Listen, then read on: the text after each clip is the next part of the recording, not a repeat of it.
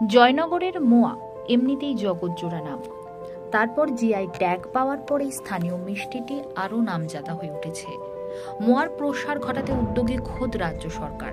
মুখ্যমন্ত্রী মমতা বন্দ্যোপাধ্যায় স্বয়ং মোয়া হাব নির্মাণের কথা ঘোষণা করেছিলেন। তারপর জয়নগর মজিরপুরে মোয়া হাবের ভবন নির্মাণের কাজ শুরু করেছিল খাদি গ্রামীণ শিল্প বোর্ড।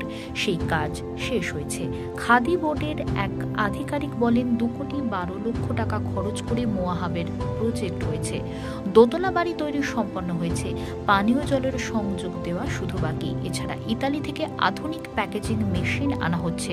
শোনা যাচ্ছে চলতি বছর মোয়ার মরশুম শুরুর আগেই উদ্বোধন হয়ে যাবে হাবের। দেখুন বিস্তারিত। কাজের অগ্রগতি বলতে বিল্ডিং এর কাজ শেষ হয়ে গেছে। এবার যন্ত্রপাতিগুলো আসবে, এসে শুধুমাত্র স্টার্ট হবে। হয়তো পুজোর সময় থেকেই হয়তো স্টার্ট হয়ে যেতে পারে। মানে এবারে শীতের সিজনের আগেই শুরু হয়ে একদম এবছর থেকেই মানে গোটা স্টার্ট হয়ে যাবে। এবং এর মেশিনারি কি ইটালি থেকে আসছে তো? হ্যাঁ, এটা আমাদের মাননীয় মুখ্যমন্ত্রীর স্বপ্নের প্রকল্প। উনি বিশেষ করে জয়নগরের মোয়া হাবটা নিয়ে খুব মানে আগ্রহী ছিলেন এবং খুব সত্তর এই কাজটা মানে সমাধান হবে। বিল্ডিং এর কাজ শেষ। বিল্ডিং এর কাজ শেষ তো? এবার এতে তাহলে এলাকার মানে শীতের সময় মানুষের কাছে এই মোয়াটা আরো বেশি জয়নগর নামটা পরিচিতি পাবে তো? স্বাভাবিক। ধরুন, মানুষ শুধু শীতকালেই মোয়াটা পেত। এই মোয়া হাবটা হওয়ার ফলে দেখা যাবে যে মানে কি শীতকালের পরেও গ্রীষ্মেও মোয়া পাওয়া যাবে, কেননা ওখানে তো সংরক্ষিত হবে এবং সেই সংরক্ষিত মোয়া পৃথিবীর বিভিন্ন প্রান্তেও চলে যাবে। শীত প্রধান দেশেও হয়তো, আমাদের এখানে গ্রীষ্ম, বিভিন্ন জায়গায় শীত প্রধান দেশ, সেখানেও মোয়া চলে যাবে। আমার নাম রতিন কুমার মন্ডল, ভাইস চেয়ারম্যান, জয়নগর মজিরপুর পৌরসভা।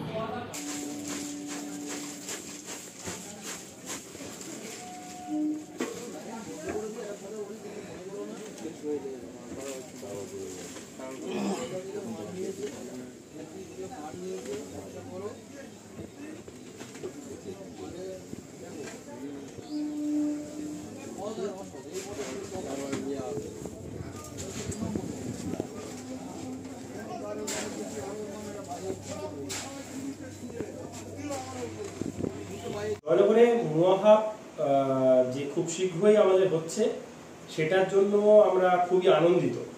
প্রথমত মানে একজন মোয়া ব্যবসায়ী হিসাবে এটা আমাদের কাছে একটা খুব বড় প্রাপ্তি, পাওনা বলতে পারেন।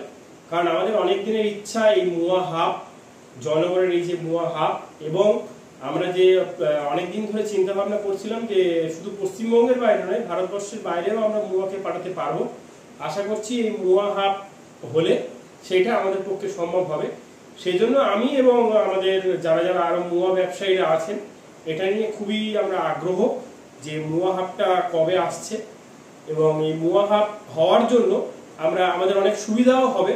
আমরা ওখান থেকে বিভিন্ন রকম ভাবে প্যাকেজিং করতে পারবো এবং দূর দূরান্ত থেকে এবং পশ্চিমবঙ্গের বাইরে থেকে এবং স্পেশালি কলকাতা থেকে বিভিন্ন মানুষও আসবেন, যাতে মোয়া হাব থেকে আর কি ওরা মোয়া কিনতে পারে। আমার নাম রাজেশ দাস, মা কালী সুইটস, কোকড়া মোয়া।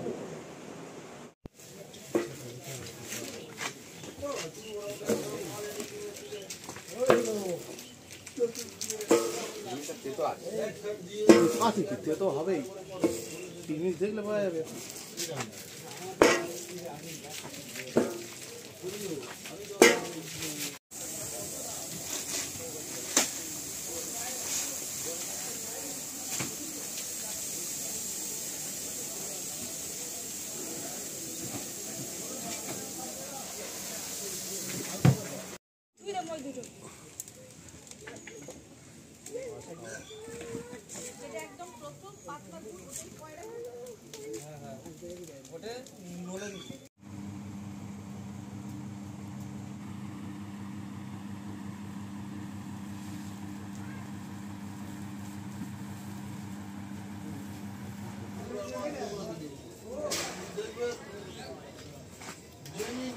জিনিসটা কই দেখি।